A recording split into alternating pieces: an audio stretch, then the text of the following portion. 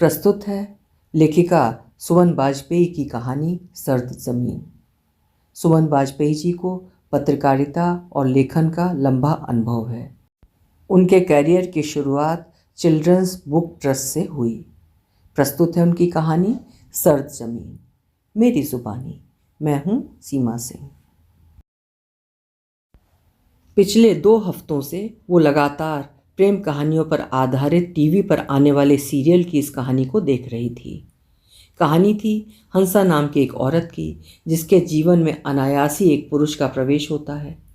पति के ज़्यादातर बाहर रहने व उसे समय न दे पाने के कारण अपनी वीरान व उदास जिंदगी में रंग भरने की इच्छा उस पुरुष से मिलते ही उसके मन में पलने लगती है। बार बार होती मुलाकातें नज़दीकी बढ़ाती हैं, यहाँ तक कि उसका 8 वर्षीय बेटा भी उसमें अपने पिता की छवि व प्यार पाने की उम्मीद से उससे जुड़ता है। पर पिता के आते ही अंकल की उपस्थिति उसके लिए गौण हो जाती है। उथल पुथल से घिरी हंसा उस पुरुष के प्यार व सानिध्य से जान पाती है कि पुरुष का स्पर्श कितना सुखद होता है, उसका साथ कितना विश्वास देने वाला होता है। वो घर छोड़कर उसके साथ जाने का फैसला करती है। अपनी बसी बसाई गृहस्थी व बेटे को यूं छोड़कर चले जाना उसके लिए सहज नहीं था, लेकिन स्वयं के लिए जीने की ख्वाहिश या पति के साथ बीते 9 वर्षों की पीड़ा शायद उसे स्वार्थी बनने को मजबूर कर देती है। उसका जाना लतिका को ऐसा लग रहा था मानो किसी असंभव को जानबूझकर लेखक ने संभव बनाने की कोशिश की है। समाज के नियमों व मर्यादाओं को उल्लांघने की हिम्मत हंसा के अंदर हो ही नहीं सकती थी। उसे तो जबरदस्ती उसके अंदर ठूंसा गया था ताकि नारी शक्ति को प्रस्तुत किया जा सके। फेमिनिज्म की परिभाषा को गढ़ने का ये प्रयास लतिका को परेशान किए जा रहा था। आखिर क्यों? लतिका तो हंसा नहीं है। लतिका हंसा नहीं है, हो भी नहीं सकती, पर एक बार उसने भी तो हंसा बनने की कोशिश की थी। हर औरत के अंदर कहीं ना कहीं एक हंसा छिपी होती है।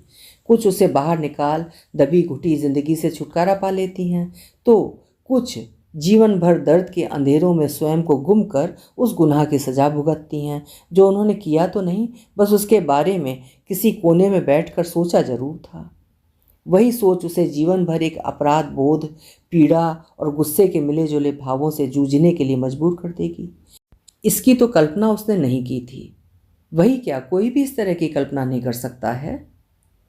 लतिका ने भी सोचने की हिम्मत की थी। बहुत बार उसका मन किया कि वो इस नीरस और बेमानी जिंदगी के खोल से स्वयं को मुक्त कर ले। उसके और राजीव के बीच शादी के शुरुआती दिनों से ही तालमेल नहीं बैठ पाया था।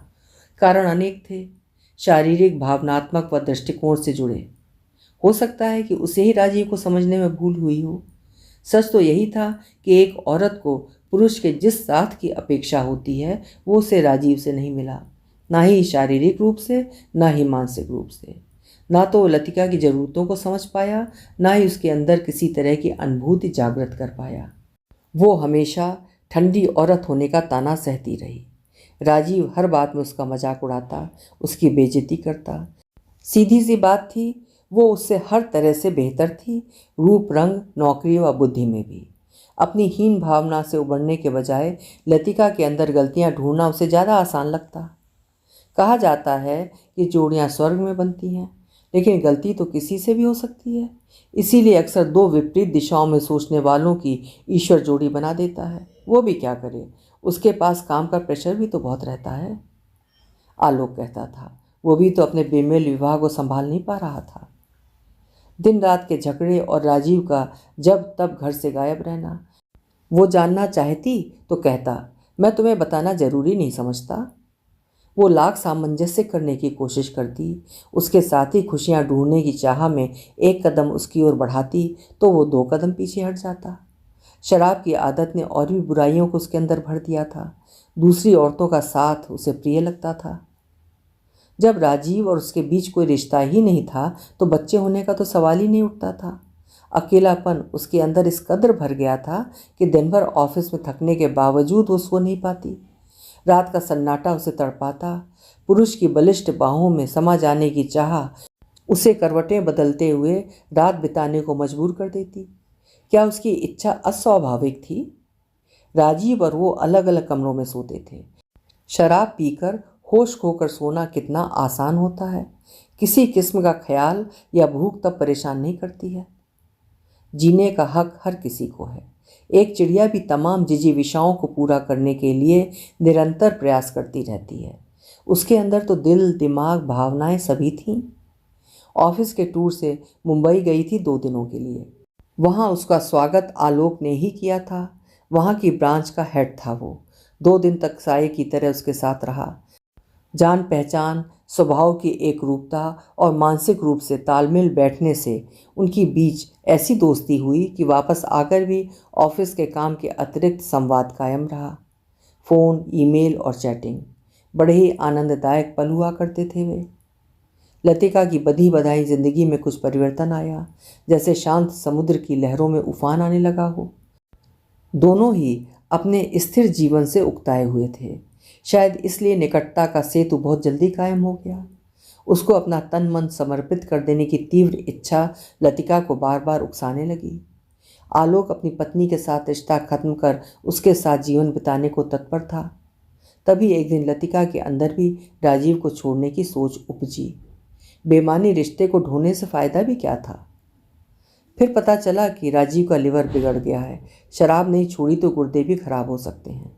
अस्पताल में भर्ती करा, वो जी जान से उसकी सेवा में जुट गई।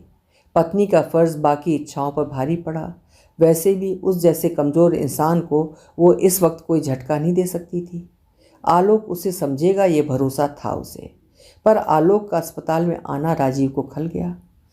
बिस्तर पर लेटे लेटे ही उसने उससे बिना कुछ कहे, बिना पूछे अपने मन में अनगिनत जाले बुन डाले। अविश्वास की झलक उसकी आंखों में देख लतिका ने उसे समझाना चाहा, पर उसकी हीनता ने तब तक उस पर गालियों के चाबुक बरसा डाले थे। वो चुप हो गई। क्या फ़ायदा था ऐसे आदमी को किसी तरह का जस्टिफिकेशन देने का। वैसे भी सच को सुनने की समझ उसमें थी ही नहीं। आलोक लौट गया। कमजोरी और बेबसी से आतंकित राजीव को भला किस तरह की चुनौती दे वो लतिका को अपने पास आने को कहता। आलोक से उसकी मुलाकात फिर कभी नहीं हुई। ना ही किसी और तरह से उन्होंने एक दूसरे से संपर्क स्थापित करने की कोशिश की। मानो बिना कहे ही वे ये समझौता करने को तैयार हो गए थे। राजीव की हालत कुछ सुधरी तो वो उसे घर ले आई। उसकी सेवा और देखभाल ने उसे उठने के काबिल बना दिया, पर उसका व्यवहार और सोच और ज़्यादा संकुचित हो चुकी थी। उसकी नज़रों में वो अब ठंडी औरत से गिरी हुई औरत हो गई थी। वो अपनी उस सोच को कोसती जिसने उसे ख्वाब देखने के लिए उकसाया था। कभी लगता कि उसे राजीव को बीमारी की हालत में ही छोड़कर चले जाना चाहिए था। वो हर ओर से रिक्त हो गई थी। देखे गए सपने उसे और तंग करते। बिस्तर पर दम तोड़ती इच्छाएं उसे अब जड़ बनाने लगीं। ठंडी औरत ही बनेगी अब वो। दिन रात के जुल्म और प्रताड़ना सहने के बावजूद वो राजीव को छोड़ने की हिम्मत नहीं कर पाई। कमज़ोर वो थी शायद, तभी तो राजीव उसे छोड़कर चला गया। साथ में महानता का लबादा भी ओढ़ लिया। तुम आलोक के साथ खुश रह सको इसलिए जा रहा हूँ, तुम मुक्त हो आज से। पत्र में लिखी ये पंक्तियाँ पढ़ उसे लगा कि वो बेदर्दी से चली गई है। राजीव जब साथ था वो उसकी हीनता का बोझ ढोती रही, और अब उसके जाने के बाद उसकी महानता का बोझ ढोने पर मजबूर है। अपनी खुशियों को बटोर कर अंजलि में भरने की उसे इतनी बड़ी सज़ा मिलेगी उसने सोचा तक नहीं था। राजीव को क्या पता कि उसकी अंजलि में से खुशियाँ और तमाम इच्छाएं तो कब की फिसल कर सर्द और नंगी ज़मीन पर बिछ चुकी हैं। अभी आप सुन रहे थे सुमन बाजपेयी जी की लिखी हुई कहानी सर्द ज़मीन। जीवन के कठोर यथार्थ को दिखाती हुई कहानी कि स्त्री अपने पिंजरे में ही फड़फड़ा कर दम तोड़ सकती है, लेकिन निकलकर मुक्त आकाश में नहीं उड़ सकती। उम्मीद है कहानी आपको पसंद आई होगी। कल फिर मिलेंगे। हिंदी की श्रेष्ठ कहानियाँ सुनते रहने के लिए चैनल को सब्सक्राइब करना ना भूलिएगा। कहानी अगर पसंद आए तो साहित्य प्रेमियों को शेयर भी करिएगा और लाइक भी करिएगा। धन्यवाद।